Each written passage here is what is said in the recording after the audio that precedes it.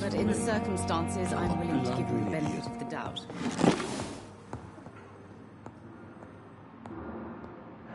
Good evening. Good evening, Doctor.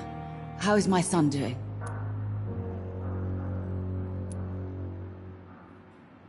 Have you heard rumors of blackmail going on in this hospital? Dr. Reed, are you trying to take advantage of me? Of course not, Mrs. Goswick. I'm just curious. Well, go be curious somewhere else, please.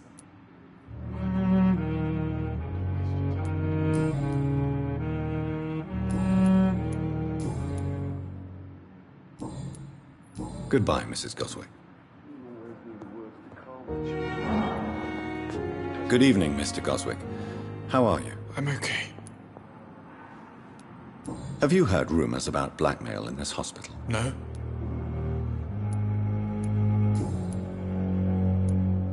How painful is your throat, Mr. Goswick? So painful I'd rather not talk at all, Doctor.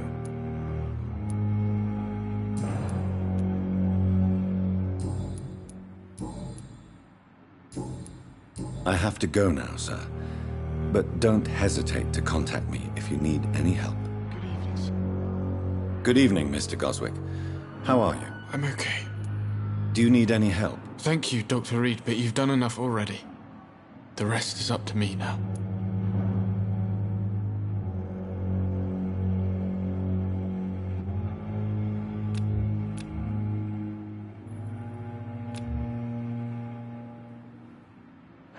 I have to go now, sir. I'm all right. Don't waste your time with me.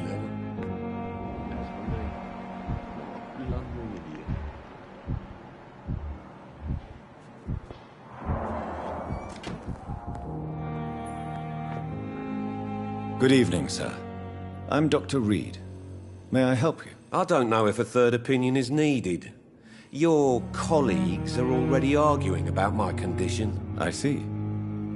Would you mind telling me more about your situation? I'm Harvey Fiddick. All I want is to get me bloody arm fixed properly.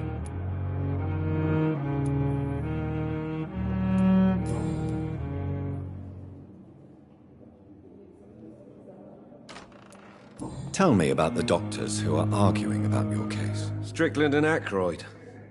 They both want the best for me, but there's a lot of pride there. Doctors are no different from carpenters, it seems. What do you mean? I often had professional arguments with rivals on a building site. Difference is I disagreed about wooden nails, not flesh and bones. Are you satisfied with your treatment here? Well, it's clear that I've chosen a bad time to be injured. Forgive my bluntness, but you seem overwhelmed by cases of the flu. I won't lie to you about it. I'm afraid we are. Are you sure you don't want to operate yourself, Dr. Reed? I have the feeling you're very capable, and your colleagues seem to think so too. In other circumstances, you would be right. But for now, I don't think I can take on the responsibility. My apologies. Tell me about yourself, Mr. Fiddick. I'm just a regular guy waiting to get his arm fixed, so I can return to work and to my family. I was more curious about what you were doing before being hospitalized. I'm a carpenter, and a good one too. But that means I need both arms to feed my family, Dr. Reed.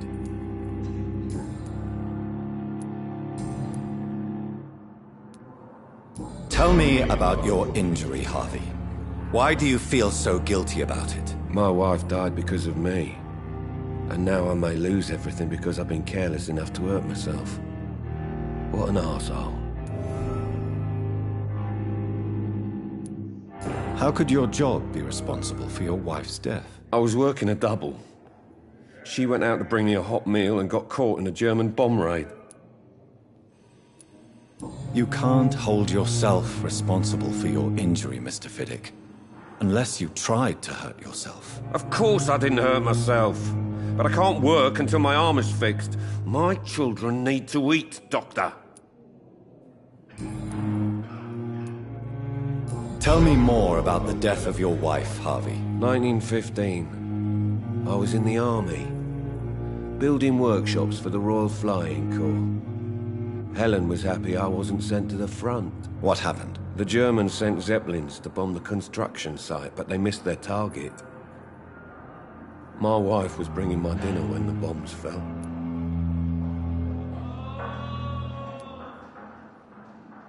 How are your children after losing their mother? They were smaller then. The only good thing about this is my Ellen didn't bring them with her that night. I'm sorry for your loss. So many died during the bombings. I served in France and witnessed the carnage there. I would like to say that she didn't suffer. Truth is, I have no idea. I just know that I'm all that me kids have. Poor little bleeders.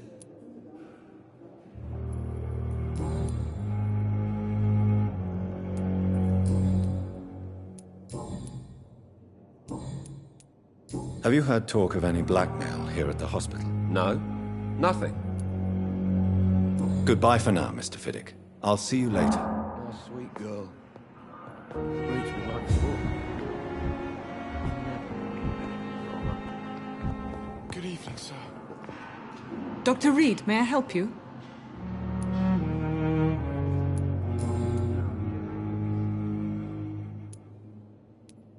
What can you tell me about our patients here at Pembroke? This hospital was founded to help the East End poor and needy. But since the war and the quarantine, we've had all manner of folk. Can you be more specific? Well, veterans, the elderly, dock workers. We even have a few mental patients. If there's space, we take them. What can you tell me about the epidemic, Nurse Crane? I've been out of touch since I've come back to England. Everyday folk don't know how bad it is. The papers certainly won't tell them. Not as long as the war is raging on, anyway. News on the front stated that the Spanish flu was under control, at least in Britain.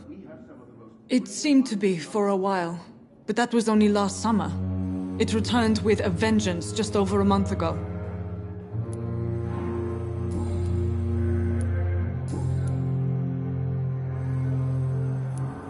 For how long have you been working here, Nurse Crane? I first volunteered at the Pembroke in 1911, a few months after Dr. Swansea was appointed. And before you arrived here? If you must know, this was my first job. Well, Dr. Swansea certainly has confidence in your abilities. Are you in charge of the nursing staff? Not in an official capacity, but the Pembroke doesn't always work above board, so to speak.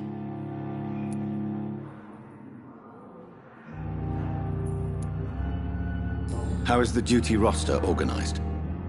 Everybody works until they can't. If there's time, they'll eat a meal and shed a silent tear. What about medical protocols? Dr. Reed, we don't have the money and resources here at the Pembroke like they do in the West End. We do what we can.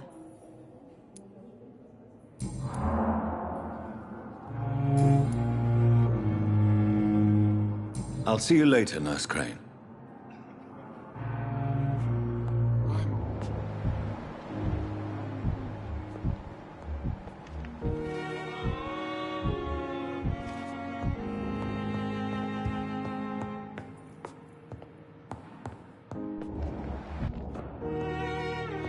Good evening, sir. Oh, sweet girl. Reads me like a book.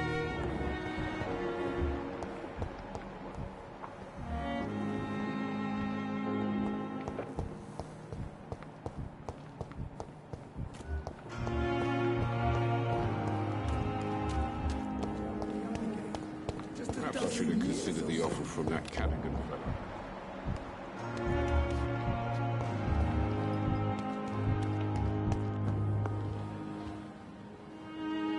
The flu took my dear wife, Emily. I take comfort knowing we'll soon be together again. Mr. Rainfield, that's no way to talk. You're in good hands here, and we'll be up again soon enough.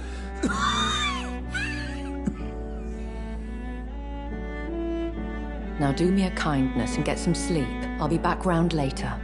Your words are kind, the blessings of an angel. You're the sweet, sweet Lady of Mercy.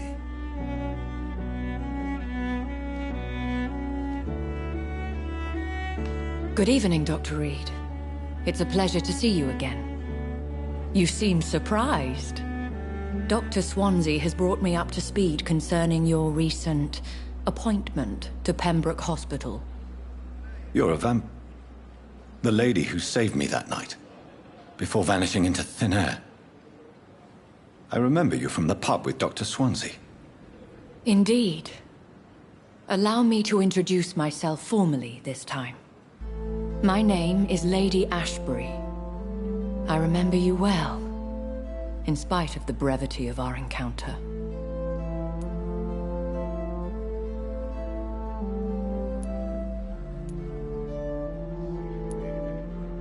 Apologies. You've taken me by surprise. I'm very happy to see you. The pleasure is mine, Doctor. I hope you're more disposed to answer my questions now. You must have countless questions, but our rather urgent matter first. Swansea has explained. My cover, if you prefer, has been compromised.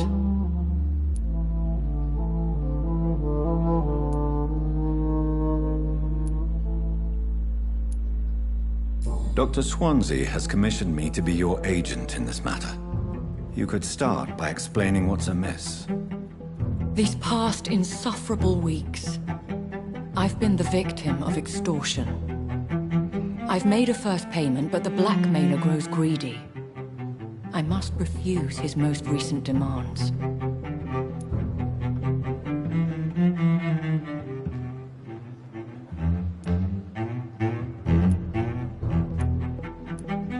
Please continue. Every detail is essential. I'm your man.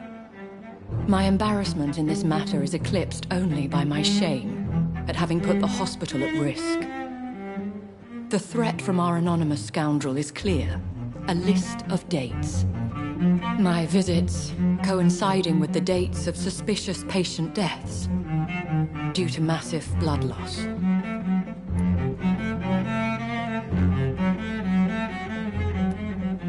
Is it true? Now aren't you the blunt one?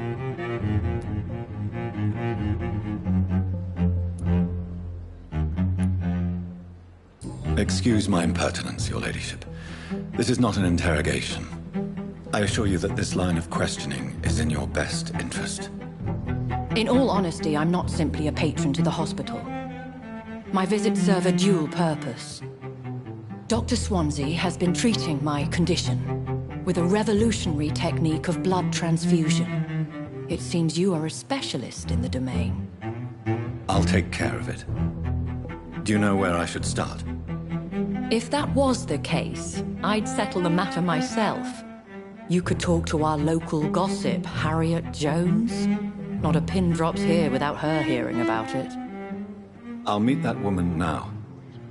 My life, as others know, is in your hands, Dr. Reed. I'm sure of your discretion, but I do fear your powers of persuasion will be put to the test. When this is resolved, I'll be your obligé. I'll answer all questions in regards of your condition.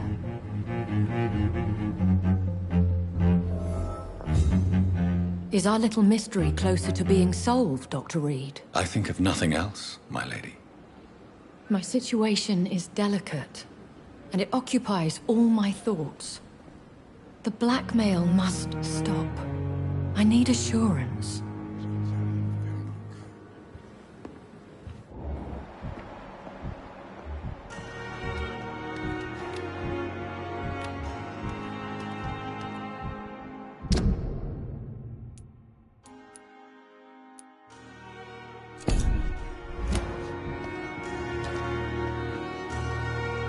Good evening, Milton. Good evening, Doctor. Still trying to save lives?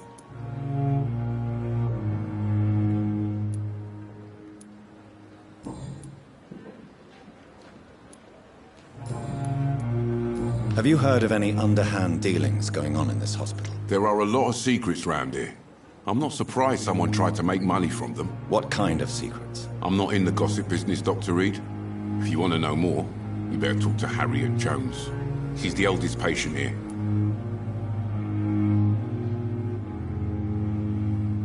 Do you need any medical help, Milton? I'm fine, Doc. Physically, at least. But I would give everything to be in a better place right now. Goodbye, Milton.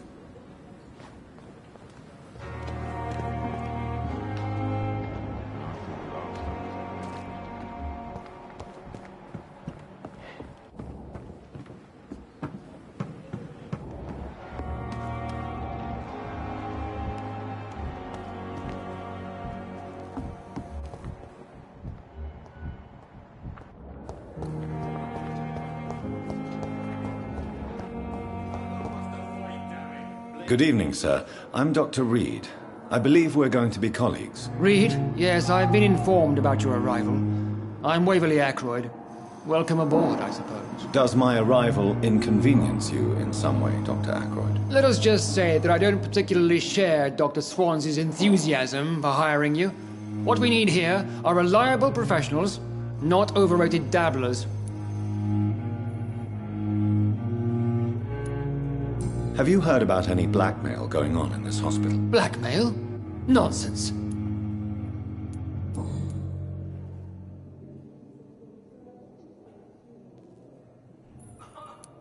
If you have a problem with me, Dr. Ackroyd, please feel free to tell me. Dr. Swansea has imposed your presence on this hospital without asking anyone's advice.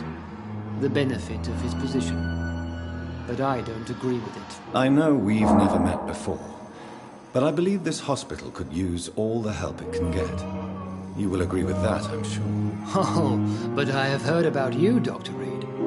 Of course, you can't say the same about me, since I have not wasted my time courting the press.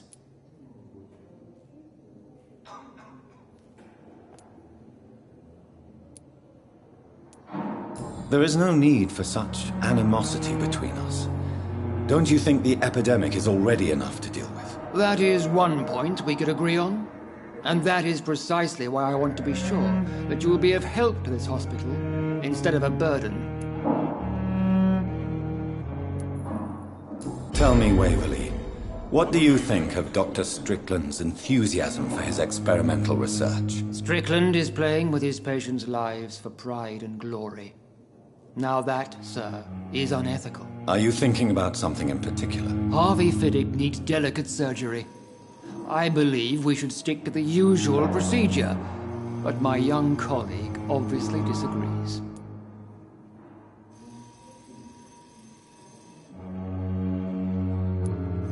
Why do you wish to lead this surgery? I strongly believe that Mr. Fiddick should not be butchered to test an unproven procedure.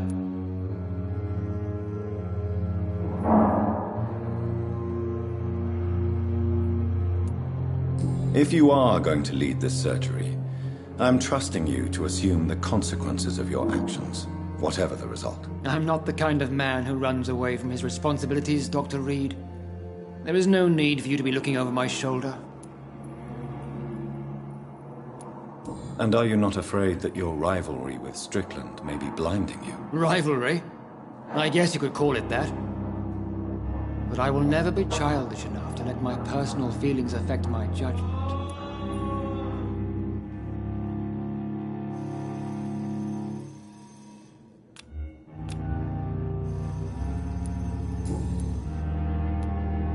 Since your tenure in this hospital is longer than mine, perhaps you can tell me more about this place. Let's just say I'm tired of the carelessness around me. I have always respected the skills of Dr. Swansea, but over time, his enthusiasm has become displaced. Carelessness? Exactly what are you talking about? We're here to save lives. The people who trust us are not volunteering for experimentation. They're here to be healed. I don't intend to run any radical experiments, Doctor. Even if I, as any good practitioner should, express an interest in pushing the boundaries of medical research. Modern medical methods were created through audacity and ego. But there are rules in our line of work, and they're here to protect our patients.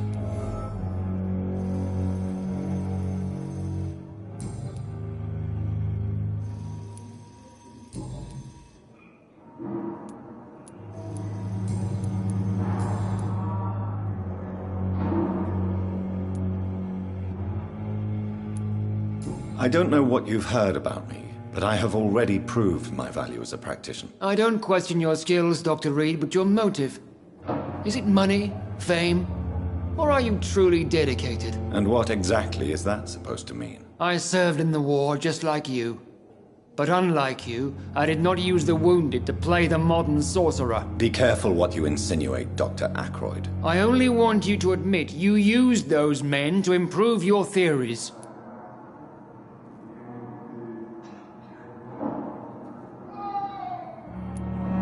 Knowledge has always been and will remain our main weapon, and it has always come at a price. and personal initiative. It is not a question of initiative, it is a question of integrity. These men and women have put their faith in us, Dr. Reed. It seems you have bad memories of your military service. I refuse to see this industrial slaughter as scientific progress. War only reveals the worst in men. We can at least agree on something, Dr. Ackroyd.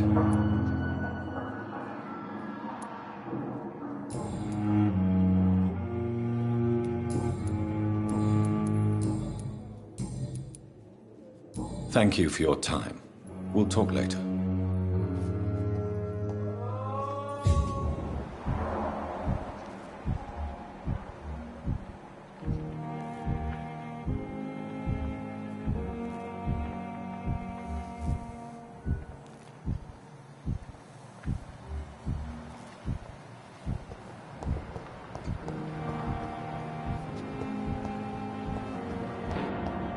So tired, never could keep anything from her. Good evening, Dr. Strickland. And good evening to you, Dr. Reed.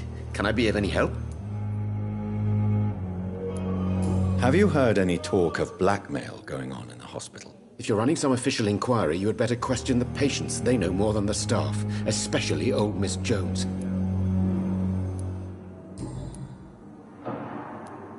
What do you think of Dr. Ackroyd's aversion to modern medical methods? It's a shame he's so narrow-minded. Dr. Swansea taught me that science is about exploring uncharted territory. I'm convinced that's true. With the influenza and all that's going on, you should put your differences aside, don't you think? Why is it so difficult to work together? I believe that if Dr. Ackroyd had been the one to discover the transfusion process, he would be the first to recommend its use. So you believe it's just a question of jealousy and pride? Dr. Ackroyd is as proud as he is blinded by his obsolete concept of medical science.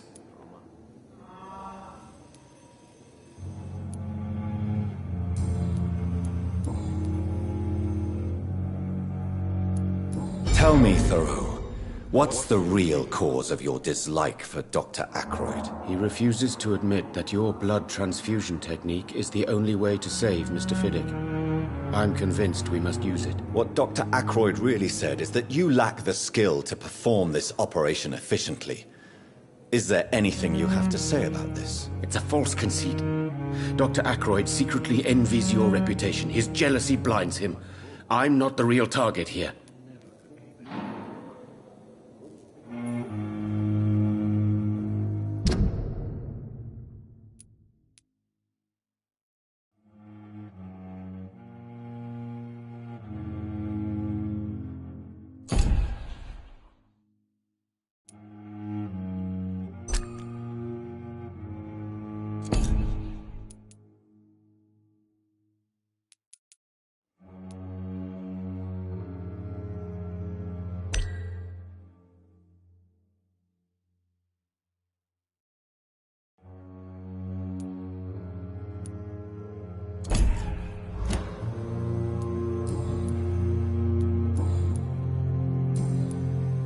Goodbye, Dr. Strickland.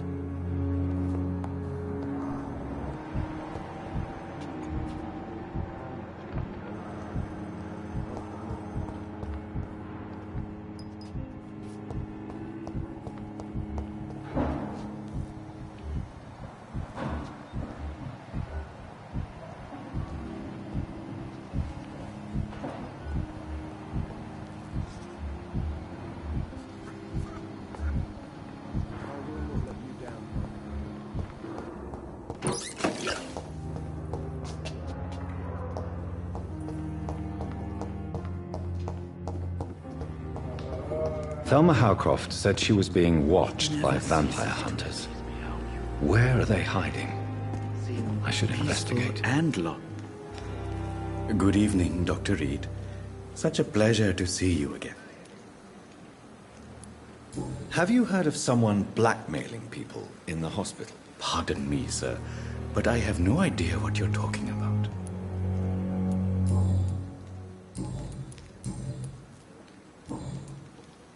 Goodbye, Mr. Chidana. Tomorrow, more bodies will arrive, and sadly this week, I'm managing a train terminal.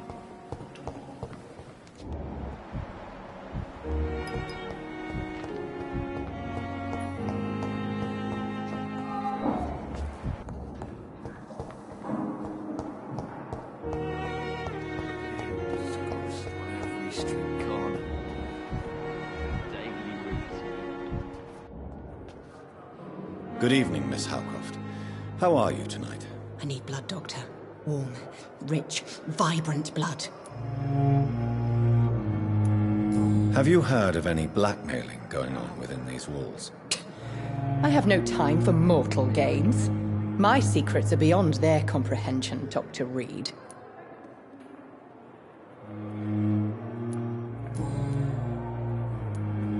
Tell me, Thelma, why do you feel so attached to Mr. Elwood? Why him? I'm not sure, Doctor.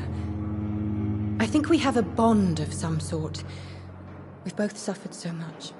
He's the only mortal I find interesting.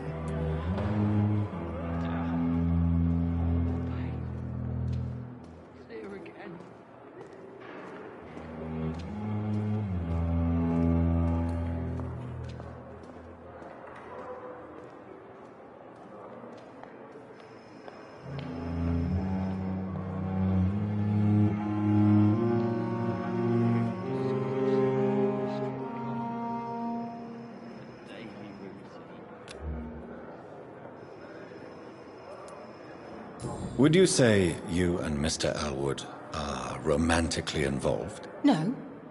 No, Thomas is a delicate soul. Even though he disguises it.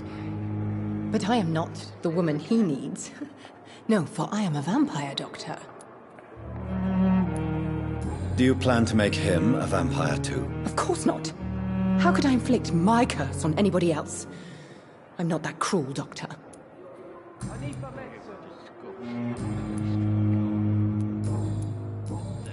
I'll leave you, Mistress of the Dark, to your nocturnal activities. Time has lost its effect on me, but the suffering continues. Good evening, Mr. Elwood. Evening, Dr. Reed. Have you heard rumors of underhand dealings in the hospital? If you want to know what's going on here, you better talk to Miss Jones. She knows everything. Especially what she shouldn't. Goodbye for now, Mr. Elwood. The pain. With no respect. Good evening, Mr. Hampton. How do you feel? Dr. Reed, is it? Oh, sir, I must apologize for my behavior. What do you mean? I was not myself in the factory. Fear and exhaustion made me say awful things to you, I'm afraid. You remained perfectly nice and polite. A little delirious, perhaps. But who wouldn't be after enduring an abduction? Thank you, Doctor. That's a relief. Now all I need to do is rest and return to my flock.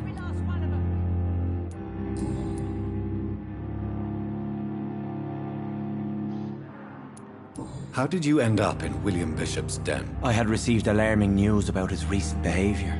I went to his place and he refused to let me go. Why did he abduct you? William was an alcoholic. His addiction suddenly changed to blood. I don't know why. Just like a patient I met here. This Miss Hawcroft. You dared to enter this awful place alone. You're a hero, Mr. Hampton. Or a fool. I'm just a man trying to help his friends, Dr. Reed. William Bishop was a conflicted soul, searching for light. What is the general situation in the East End docks? The situation has always been tough, with a lot of tensions between the gangs and the dockers' trade union. The Wet Boot Boys are very nervous since they lost their leader. Who leads the gang now? Since Clay Cox went missing, it's his wife Edwina who runs the show, with the assistance of her minion, Booth Digby. Has the gang been threatening you? Ah, no. I've had this nickname for so long, you know, the sad saint of the East End. No one dares to bug a saint, not even criminals. Do you know Tom Watts, the bartender from the Turtle? I met him before I found you in the canning factory. Tom? Yes, of course. Always the helping hand, good old Tom.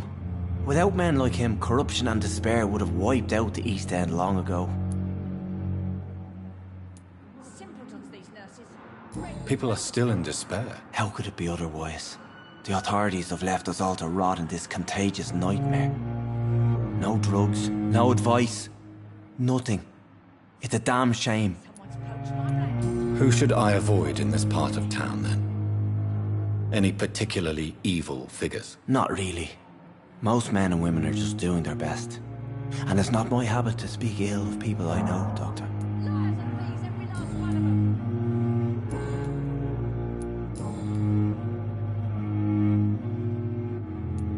What do you do for a living, Mr. Hampton?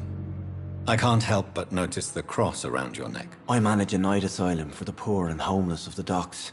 And I try to guide the lost and hesitant on the right path to our Lord. Are you a priest, Mr. Hampton? A deacon, maybe? Not at all, Doctor. I'm just a man of faith willing to preach the good word. Why didn't you use your cross against William Bishop? To repel him somehow? That's a very strange question, Doctor. A cross is no magical token, if that's what you were trying to say. Not mine, anyway. How do you feel, Mr. Hampton? Medically speaking, I mean. I feel exhausted. Beyond exhaustion, actually. William drank so much of my blood in his madness. I feel empty. You're in good hands here. Dr. Swansea is well versed in blood transfusion, and I'm sure he'll take the best care of you. Thank you, sir. I believe all I need is rest. And then I can go back to the people who need me. Have you made friends since you arrived? Not really, but I recognize Miss Harriet Jones. I knew her when she lived by the docks. That poor woman had such a miserable life. You never came to see her here at Pembroke? Receiving visits when sick can be an important part of the healing process, you know. We're not just bodies. You're preaching to the converted now, Doctor. To be truly honest, I thought she was dead. She left the docks many months ago. Goodbye, Mr. Hampton. We'll talk again later.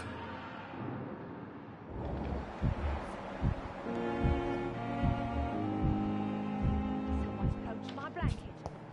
The cold will be my death.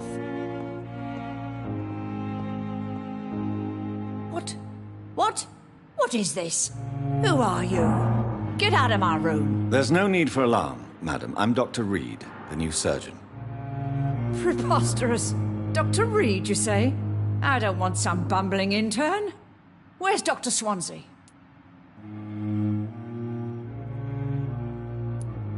Please, calm down, madam. I assure you that I am highly qualified. I'm just back from war duty. How brave. Threatening an old defenseless woman. You know how long I've been a patient here? You've picked the wrong fight. I'm Harriet Jones. Harriet Jones? Indeed. I've been meaning to have a chat with you. You know what goes on here better than any other patient, I gather. Oh, better than any patient, nurse or doctor. I've seen so many vile undertakings. I heard there have been some despicable goings-on. Was there a case of blackmail? Blackmail? Wait. You're investigating something. This isn't a social call. One of those incompetent cunts slit a poor sod's vein.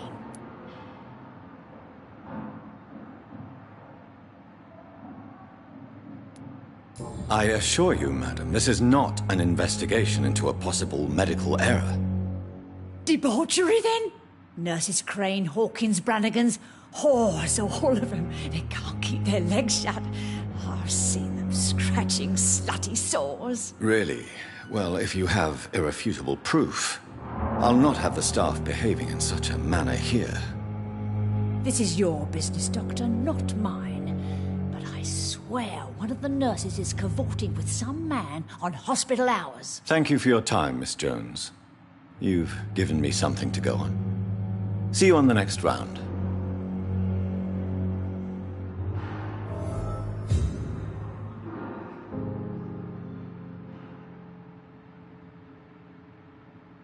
Miss Jones, greetings. How do we feel? Again? Waking a poor old woman in her sleep? There isn't a poor life needs saving somewhere? Now, I need to ask you a few simple questions. Well, if you really must. If you could just tell me why you were admitted. It's terrible, Doctor. What with a pain in my chest, coughing up blood, and I get awfully tired. Wouldn't be so bad if I hadn't lost my house and all. I see. No one comes to visit, you know. Not even my own flesh and blood. Have you noticed any suspicious comings or goings? It would be a great deal easier to make a list of things unsuspicious in this house of charlatans.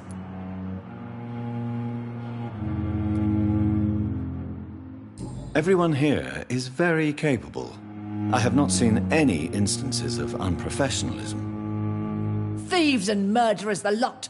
People have gone missing here, you know. Poof, without a trace. Come now, Miss Jones. Surely it's not that bad. Have you no eyes? This hospital accepts all manner of souls, regardless of origin. The proper sick cannot heal. We're kept sickened by the refugees.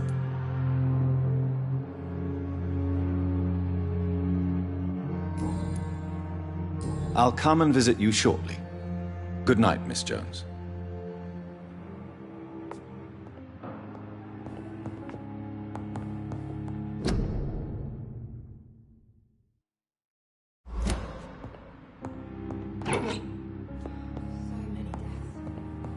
The patients and staff might know something.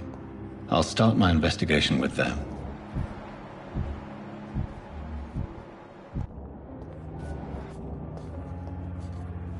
Good evening, Nurse Hawkins. Good evening, Dr. Reed.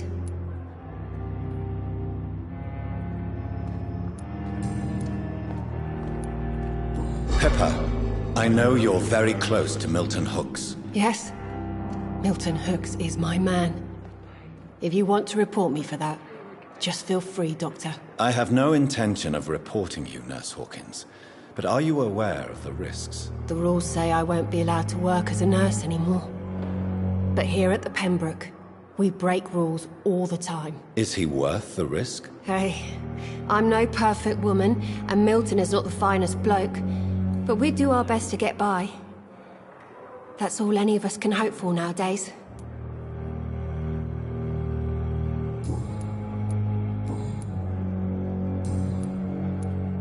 What can you tell me about the strange man visiting one of the nurses during her shift? Let me guess. You spoke with that old shrew, Harriet Jones. Do not pay attention to her, Doctor. She's full of fanciful tales.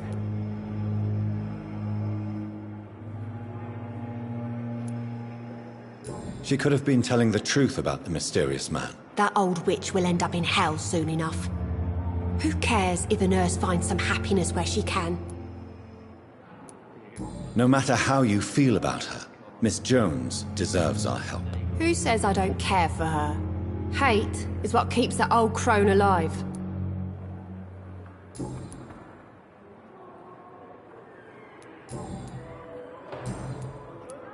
What can you tell me about... Let me guess. Goodbye, Nurse Hawkins. Damn. The pain.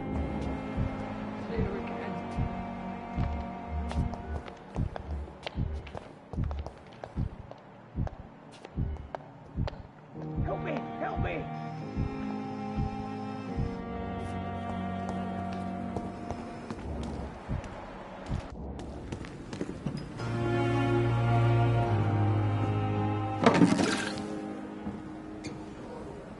Good evening, Nurse Brannigan. Good evening, Doctor.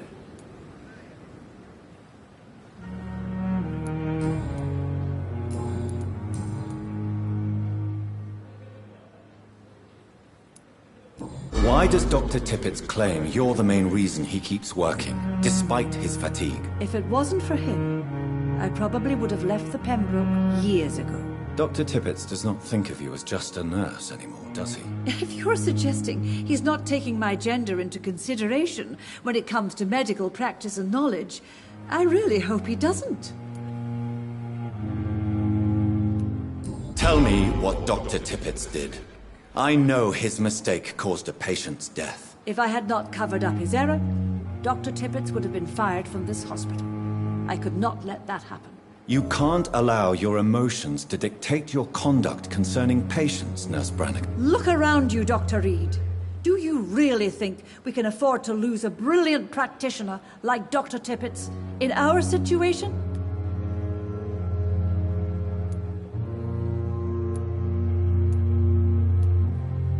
I can't say I approve of what you did.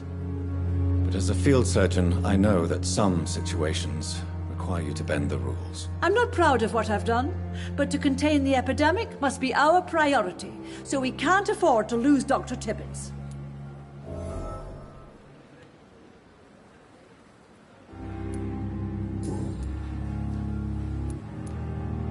Do you know if any of the hospital staff have criminal backgrounds? The people who work here all come from very different backgrounds, Doctor. Just like the patients.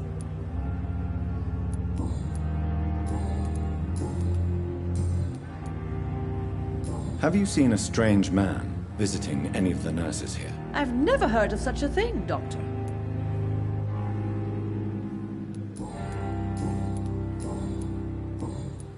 Goodbye, nurse. Call me if you need assistance.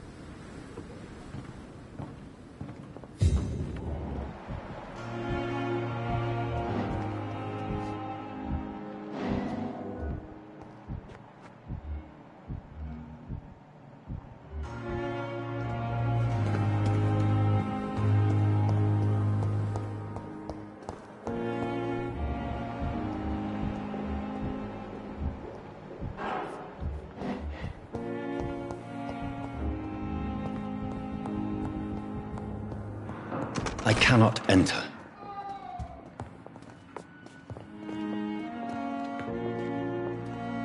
Good evening, Doctor. How is my son doing?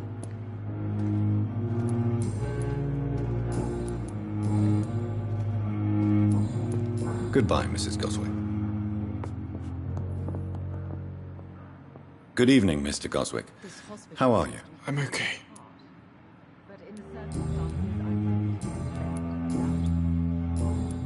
I have to go now, sir. But don't hesitate to contact me if you need any help. What a blundering idiot. Still more coming. How can we be sure we're making a difference?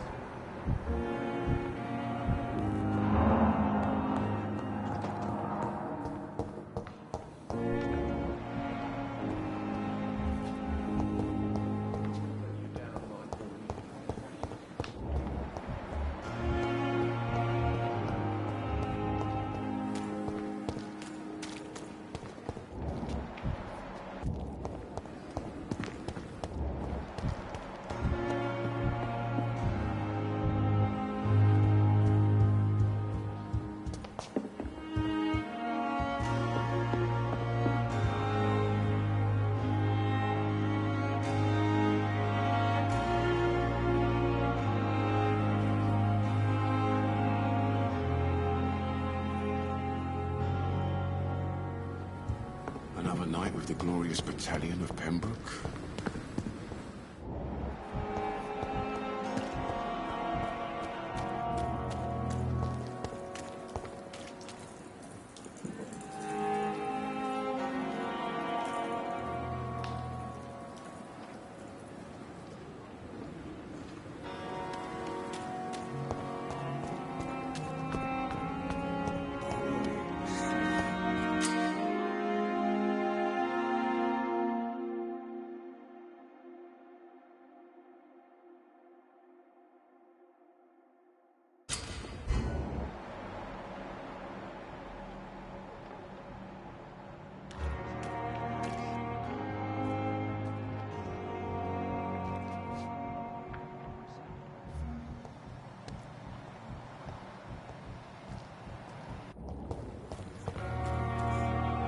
Please, sir.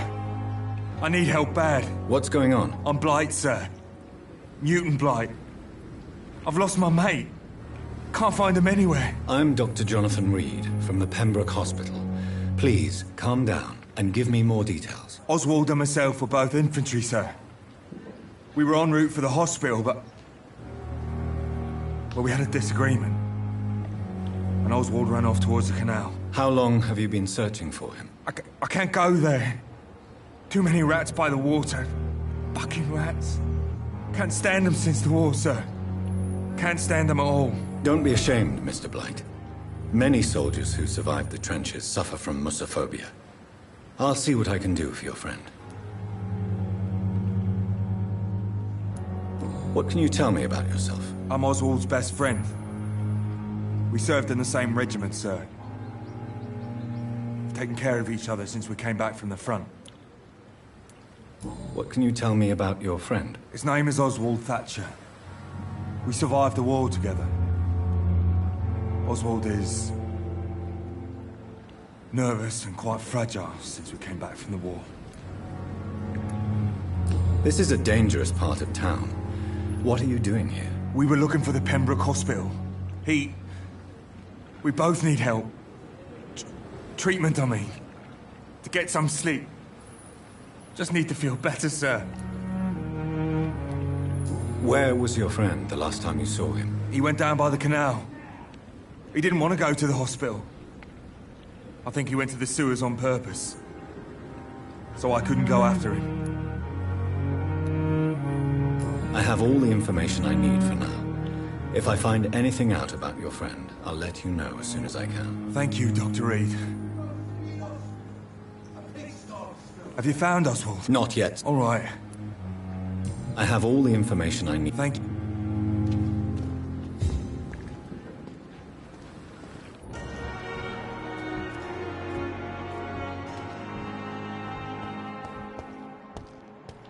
It's locked, all right.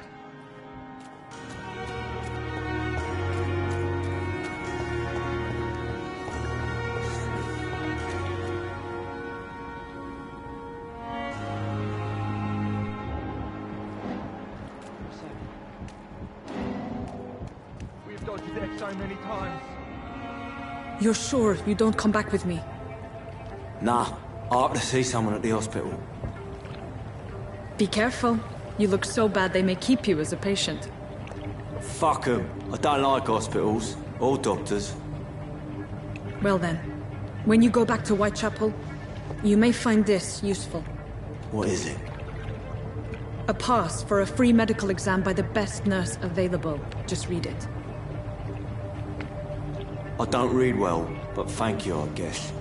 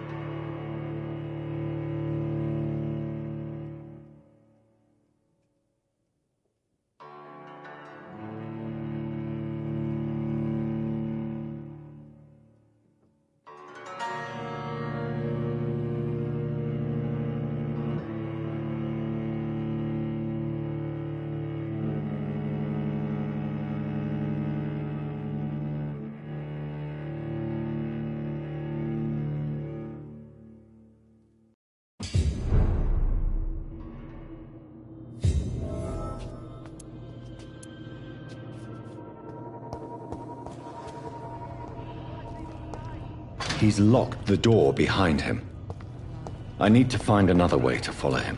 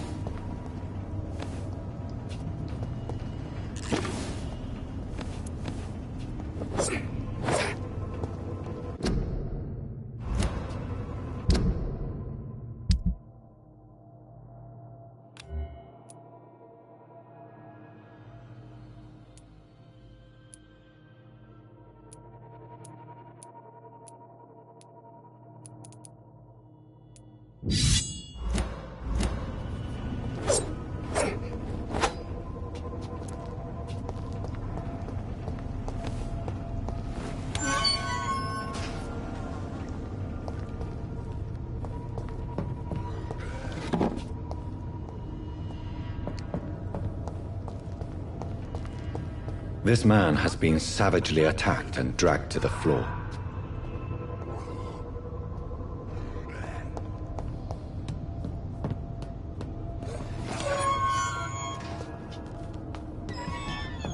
I don't want to die here. I want to see the sky, feel the fresh air.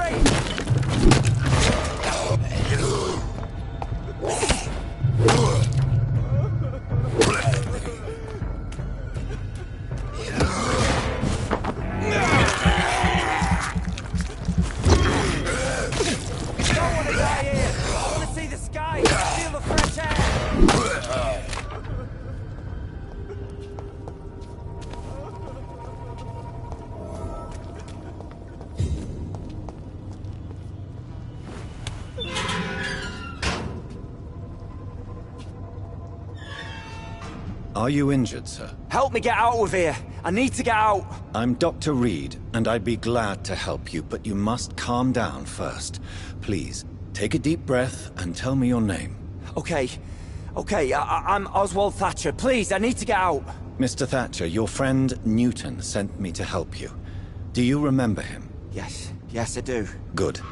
Now leave this place and enjoy the cool night air. It's quite invigorating. I'm sure you'll feel better if you do.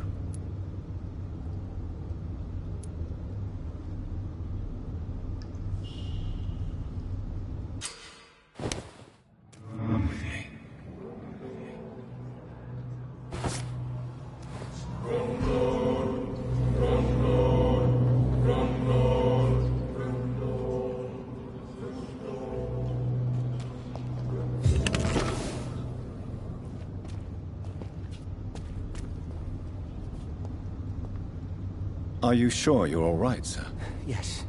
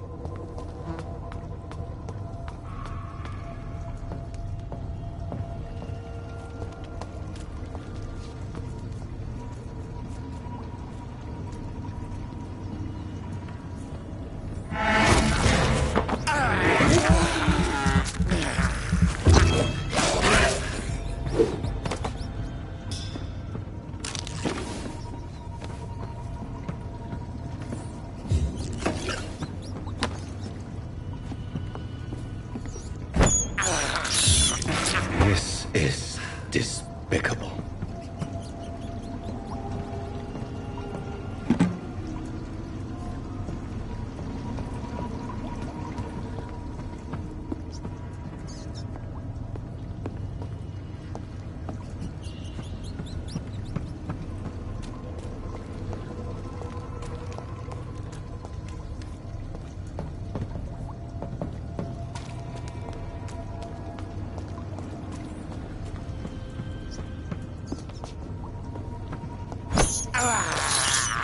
I can't believe I'm doing this.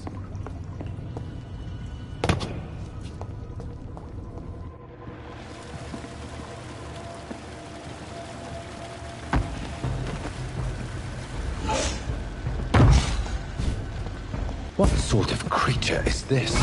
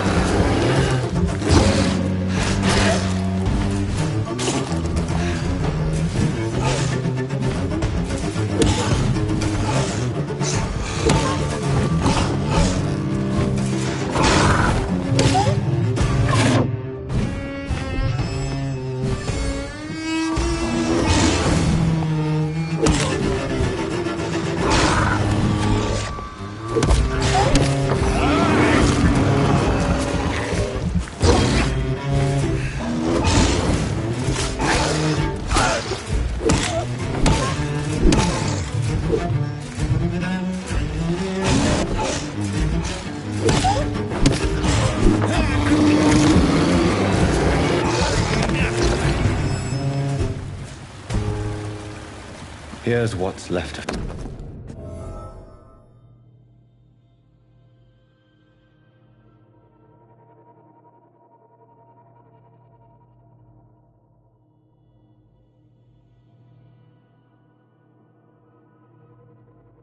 Some voucher for a free checkup in Whitechapel. What is Nurse Crane up to? I really must find her.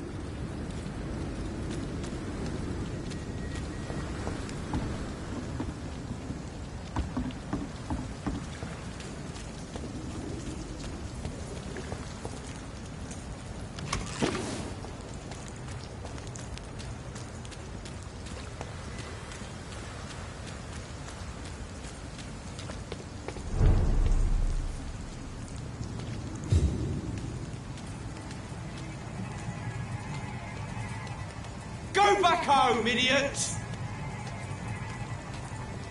Watch yourselves! This... Burn it!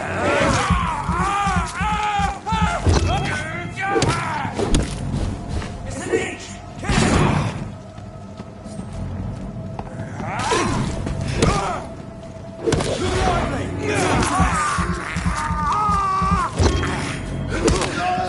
Shoot it! That's all you deserve. He's done for! Oh my God!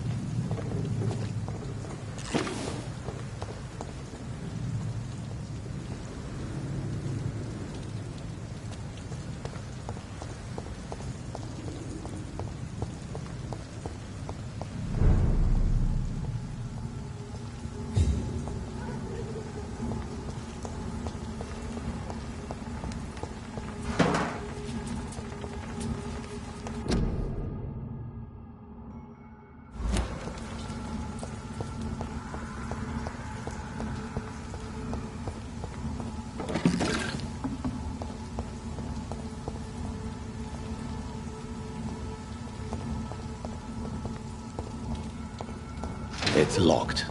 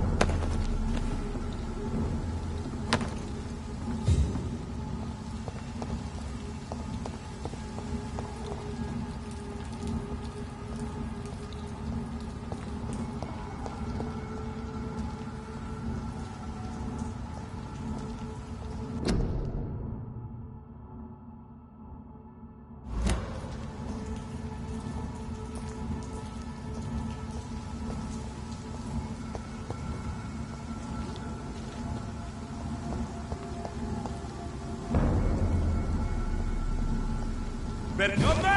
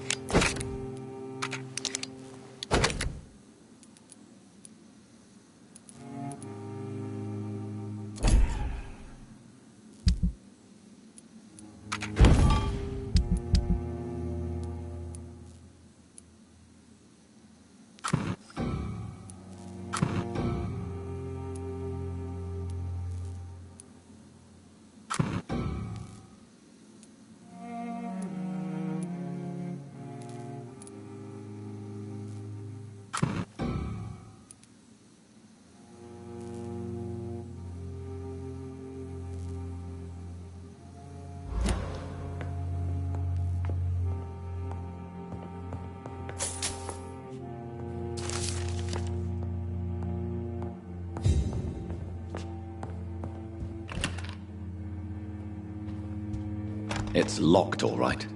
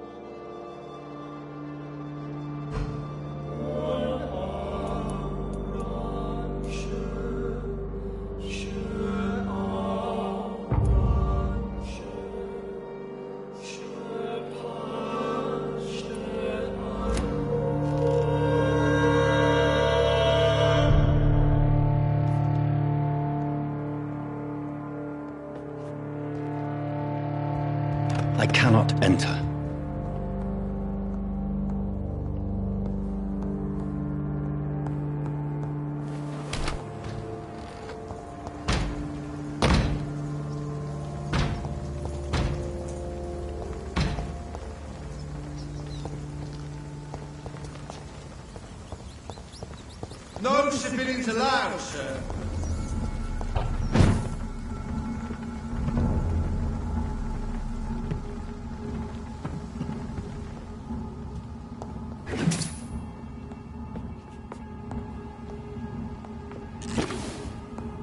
It's locked, all right.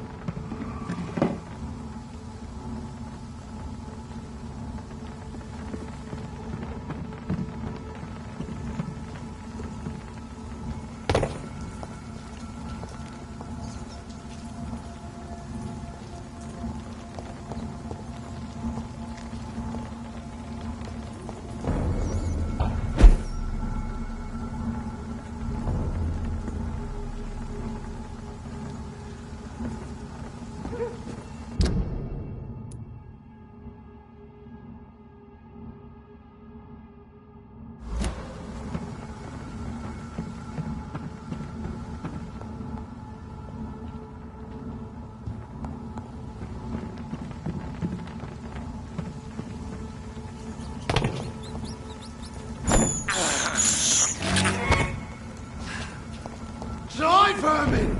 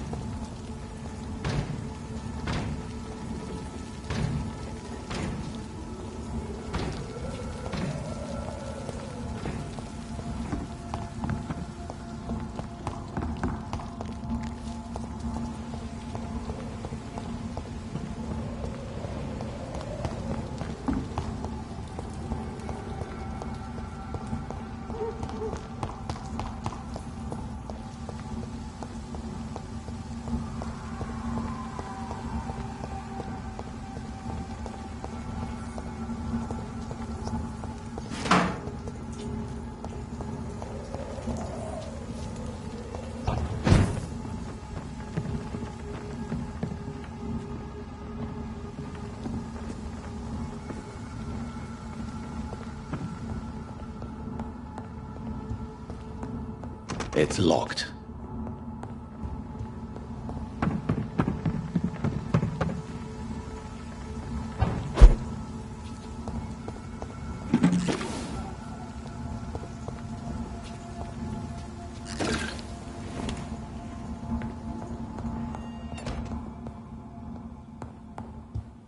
I cannot enter.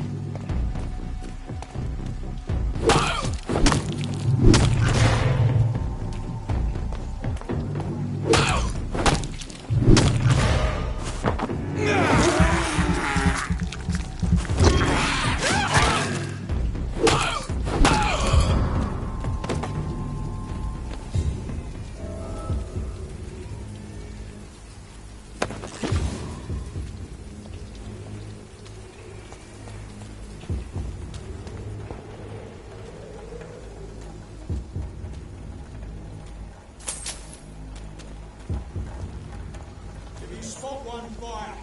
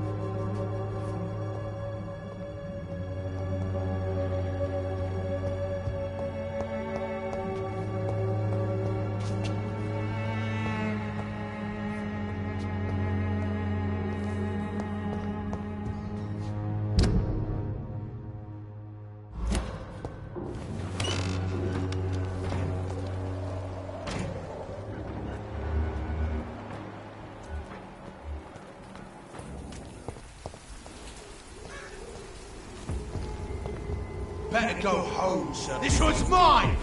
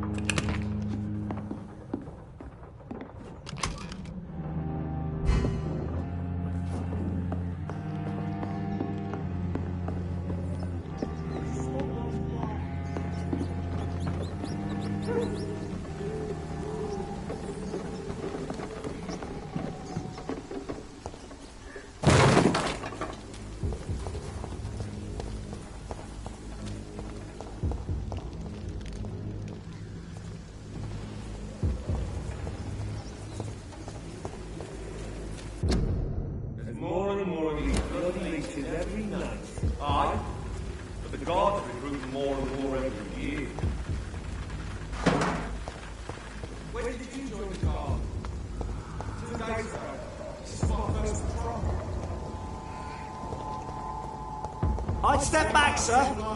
It's mine.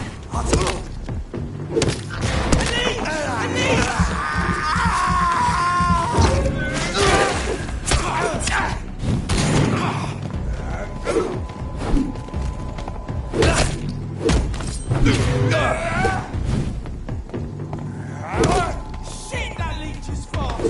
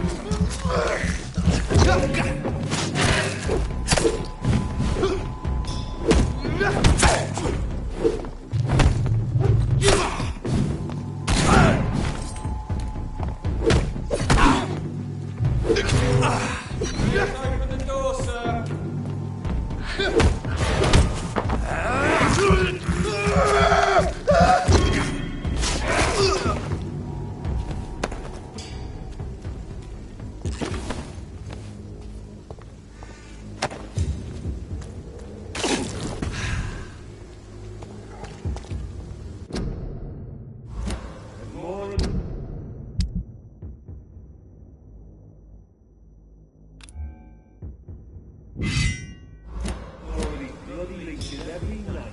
Aye? But the guards were proving more and more every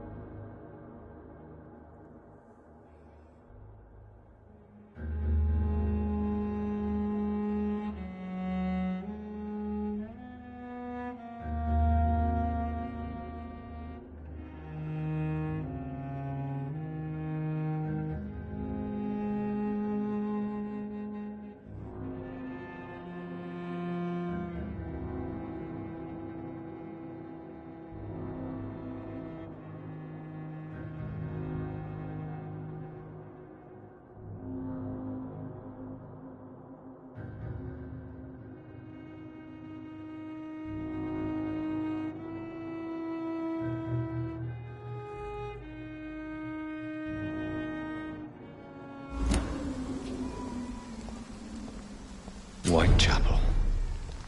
This neighborhood is linked somehow to the kind Lady Ashbury's blackmail. First, let's find this Petrescu fellow.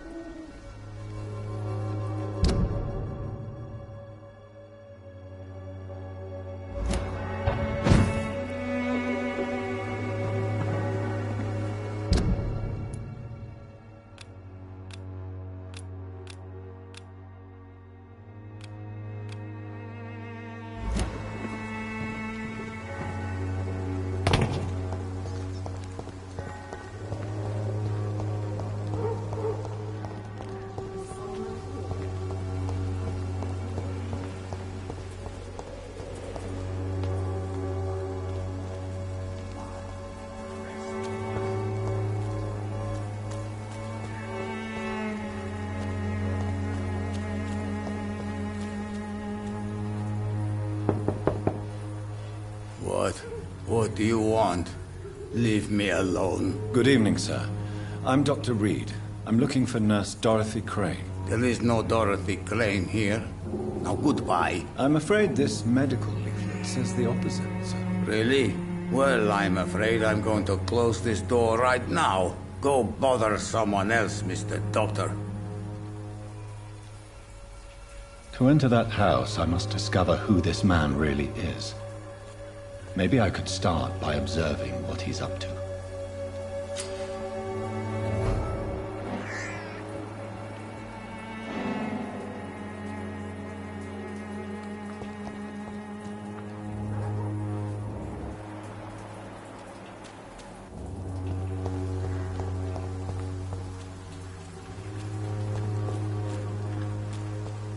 It's locked.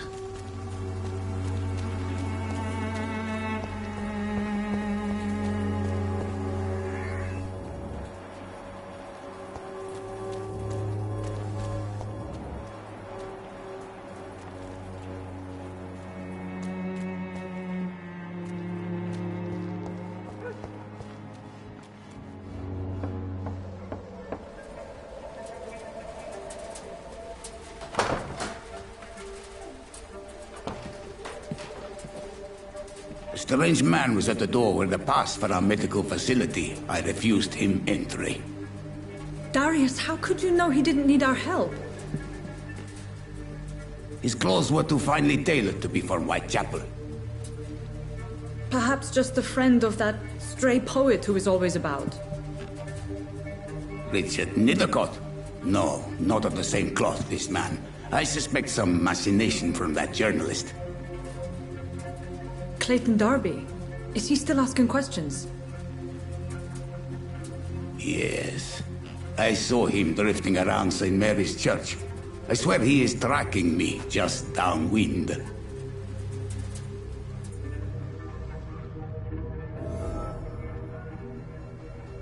I must talk to that journalist or the poet. They must know about Darius. Nearby the church they just mentioned. I cannot enter.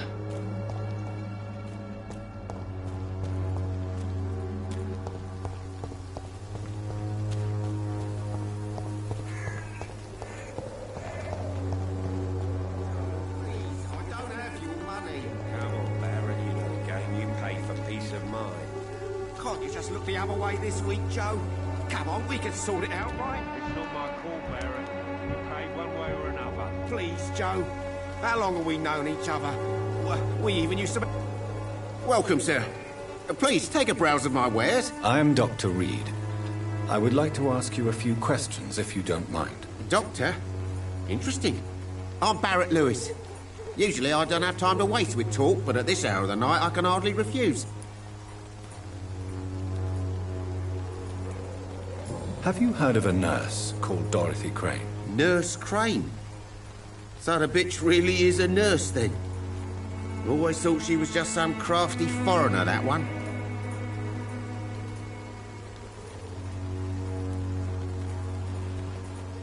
Yes, she's a nurse, and quite a good one. What did she do to gain such notoriety? Dorothy Crane ain't even a real name. Something like Dorothea Craniu. Something like that. Came to England fleeing the war, I was told. That doesn't explain why she irritates you so much. Your precious Nurse Crane gives away medical supplies and prescriptions for free. I offered to sell it for a fair cut, but no. Miss Crane wanted to play the quiet saint.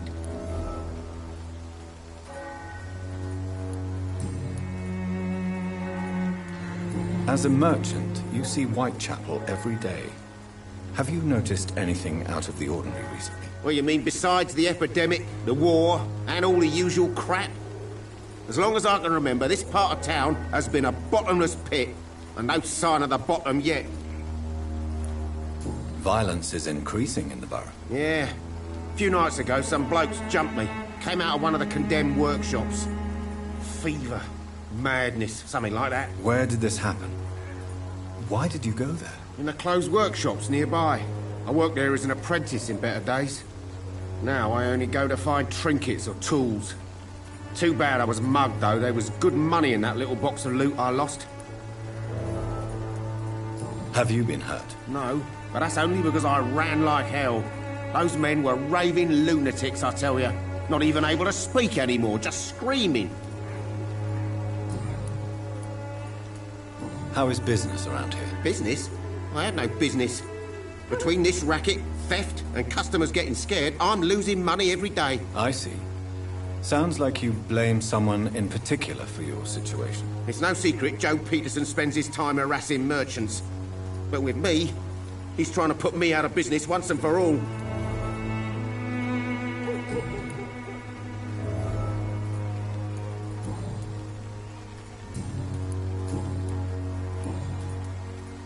Right then.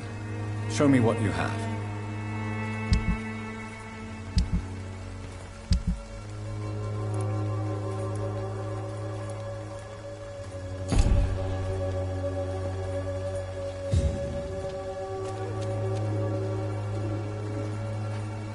Excuse me, sir.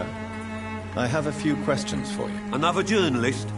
I didn't answer the first one, so piss off! I'm not a journalist, I'm a doctor. A doctor, you say?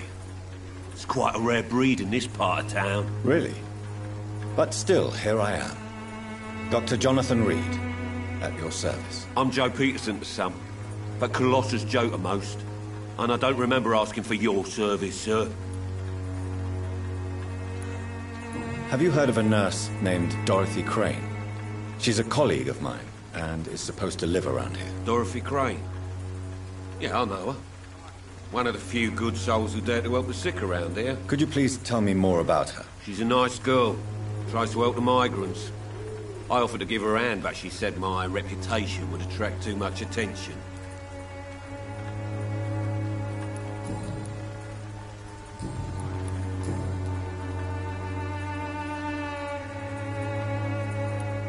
According to you, physicians are scarce in this part of town. Why is that? Not familiar with this neighborhood, are you? I guess your fancy colleagues are too afraid of being stabbed in the back. This part of town does have quite a reputation. Would you say it's justified? Totally. Look at me, for instance. I always look my opponent in the eye before knocking him out.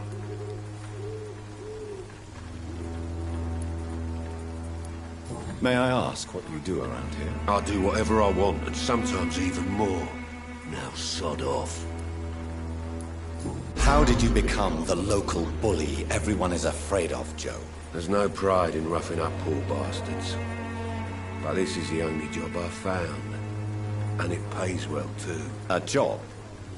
So you're racketeering for someone else? I got enlisted by the Wet Boot Boys, a gang from the docks. I'm their muscle for their dirty work.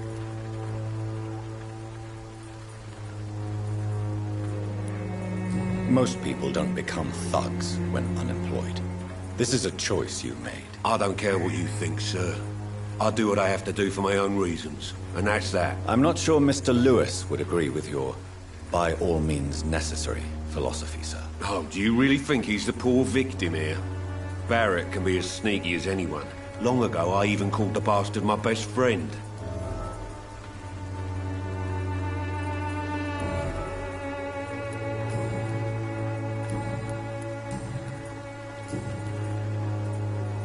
Goodbye, Mr. Peterson.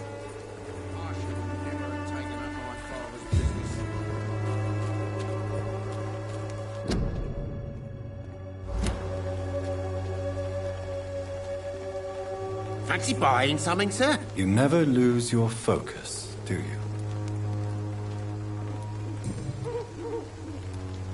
Joe Peterson. He's the villain here, isn't he? But you seem to know each other. I'd known Joe for years. I saw him box once or twice. He was a friend then. But these days, he's just another thug. What can you tell me about Mr. Peterson? Besides his behavior toward you, obviously. Colossus Joe was a decent boxer, good one even. But after his wife passed away, he found every excuse to stop training. Just wanted to pick fights with everyone. It's never easy to find a new path in life. especially after the loss of a loved one. But crime is certainly not the best option. We've all had some rough times, ain't we? But most of us don't use our fists to see us through. And no one has ever stood up to this thug. Nobody would be fool enough to stand against a wet boot boy.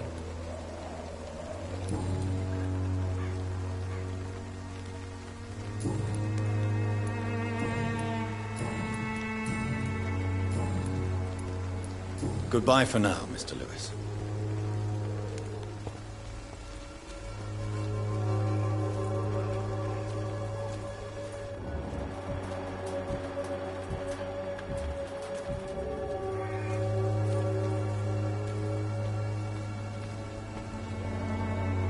Excuse me, sir. Are you familiar with this part of town? Name's Clayton Darby, reporter. Sorry, I'm new to Whitechapel.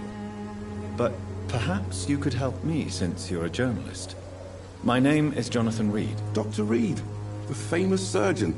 I'll gladly help if I'm able, sir.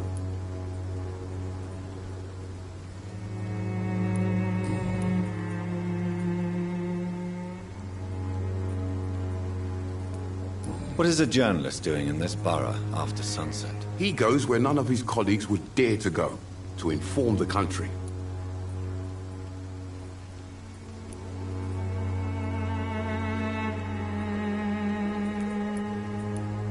So you risk your life to reveal the truth. I saw many reporters do the same during the war. Whitechapel is the crucible of so many untold stories and tragedies. I want people to know them. That's quite honorable of you. But is the public interested? Not at all, sir. And that's why I'm an independent journalist, hoping to sell some stories. Why are the newspapers keeping silent about the Spanish influenza? It's as though none of you care. There's a war going on. People shouldn't be demoralized by news of deadly diseases. It's a disgrace. People are left to die alone. No one is properly informed of the risks. These are bad times indeed. So much for the glorious British Empire. Have you any idea of the danger you face in these streets at night? I've had to run and hide more than once from frenzied mobs incensed by the fever. Do you think the flu is really responsible for this, Doctor?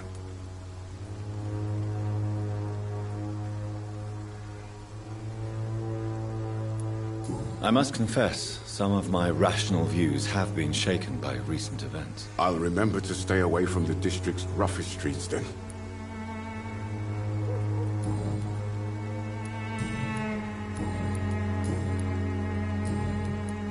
I heard you're investigating an underground medical dispensary in Whitechapel. What do you know about it? Not much, I'm afraid. They are wary of strangers, and I'm not really an acquaintance of theirs. Why do you care?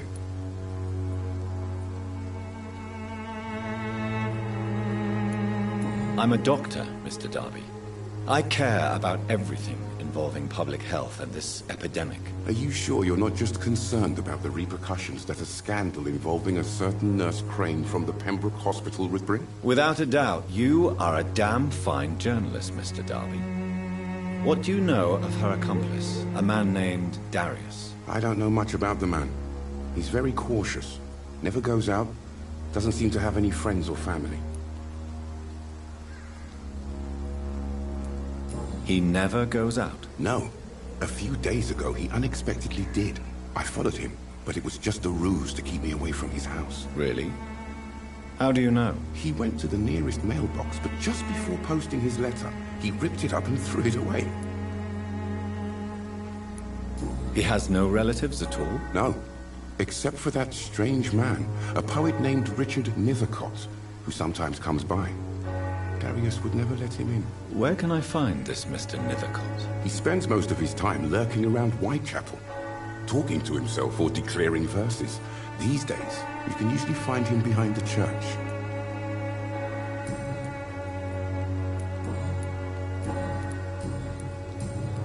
Goodbye, Mr. Darby. Farewell.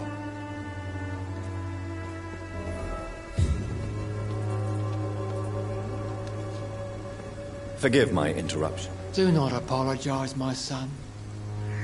Father Tobias Whitaker is always happy to teach mortals about the incoming Armageddon. I am Dr. Jonathan Reed, and I just have a few questions. A scientist? You are much more lost than I thought, my son. Do you know Nurse Dorothy Crane from the Pembroke Hospital? I'd like to know more about her. I don't like the liberal ideas of nurses, but I especially abhor that Nurse Crane you mentioned.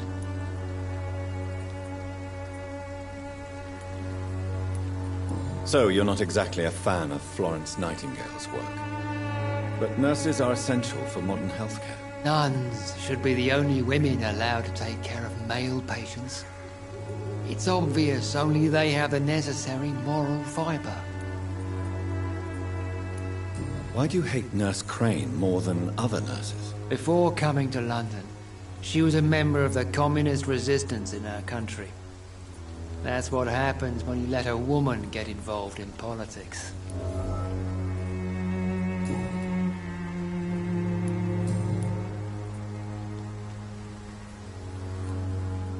What do you mean when you say that I am more lost than you thought?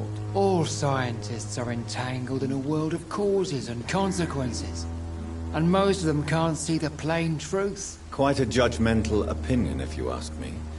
But what do I know? Blinded by science as I am. But you are seeking answers, aren't you? Answers about the Armageddon about to strike the city. Answers about the hidden truth. Well, I suppose I can spare a few minutes listening to your so-called truth. As a doctor, you must be aware of the decimating epidemic. But let me tell you that this so-called Spanish flu is just the beginning of the end. What do you mean? The beast is finally revealing itself, corrupting the flesh and the heart of men. With my own eyes I have seen them, those minions from the abyss.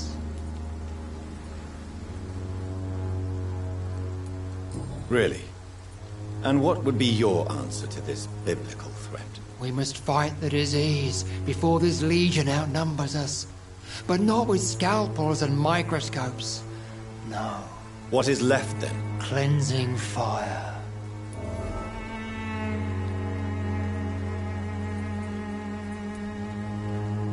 Tell me, Tobias, what exactly is your plan concerning the cleansing of this city? God will recognize his own.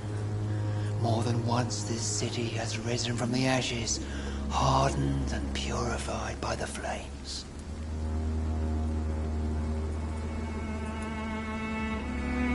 Purification by fire has proved useful, but where do you stop? Burn the clothes? The buildings? The corpses? Worse? Your lack of faith is predictable. But my task is to convince rational minds like yours to see the light. This is God's will. You're mad. And dangerous. You're nothing but a soulless butcher. A small-time Torquemada. The Savonarola of Whitechapel. My son, if you think salvation is a free gift, go listen to the lies of that pompous fool, Joseph. Joseph, a fool? Vicar Larrabee of St. Mary's Church. While he continues preaching his fraudulent redemption, more and more people die in the streets. What do you mean when you say that I am more lost than you thought? All scientists are entangled in a work... Quite a judgmental... But you are seeking answers. I am.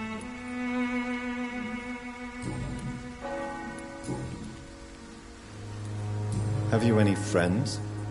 Any family left in these terrible times? No. But I have a disciple I see as my son. He is so devoted. I sent him to preach the good word in the heart of this corrupted city. Where did you send him? I sent Samuel to the Stonebridge Cemetery, where the pestilence and evil grows night after night. You sent him on some preaching crusade during the epidemic. As a true believer, Samuel will fear no evil while he walks through the valley of the shadow of death.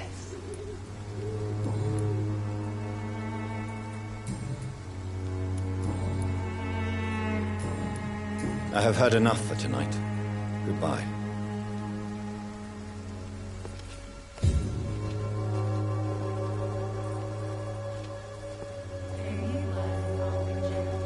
The walls of your home will not protect you. There is no protection against malevolence and trickery. You look so pale.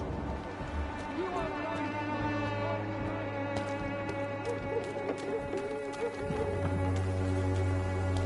I'm cheap and I'm clean, I promise.